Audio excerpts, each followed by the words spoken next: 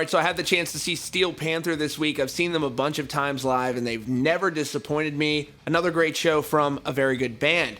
But unfortunately, people these days tend to take them a little bit too seriously. They're intended to do pretty much two things. Number one, make you laugh. Number two, put on a great live show. And they do both of those, okay? They write good music. The lyrics are absolutely obnoxious.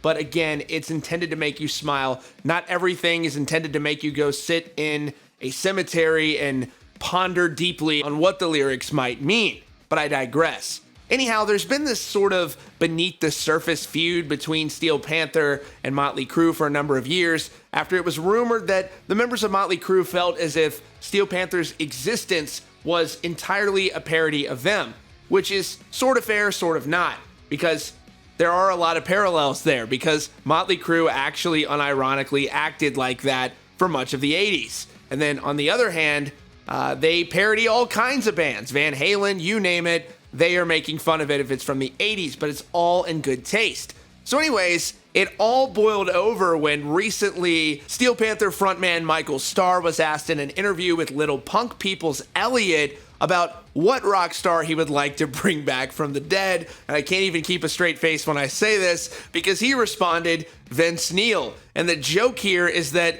this is what Vince Neil sounds like live these days. So that's where we thought it all ended. A simple joke in an interview, haha, we all move on. But evidently Nikki Sixx just saw this interview and he sent out the following genius tweet, again, continuing this long-standing, basically proof at this point that Motley Crue cannot stand Steel Panther. Nikki Sixx wrote, "The singer in Steel Panther can go fuck himself. Wannabe band putting down the Vince Neil?"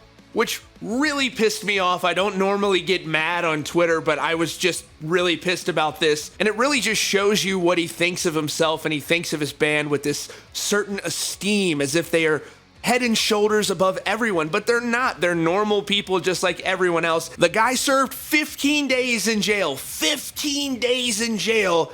Did some community service for a car accident that killed the passenger from a band called Hanoi Rocks, and then permanently disabled two other people who were involved in the collision. But you know, I made a joke, and not the person who was involved in an accident that permanently disabled two people and took the life of another. But I think Nikki Sixx is very wrong, and I don't give a shit about what Nikki Sixx thinks, and I'm sure he doesn't give a shit about what I think either.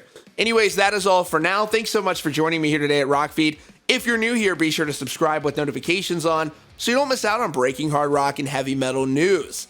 Thanks again for joining us, and we'll see you all very soon.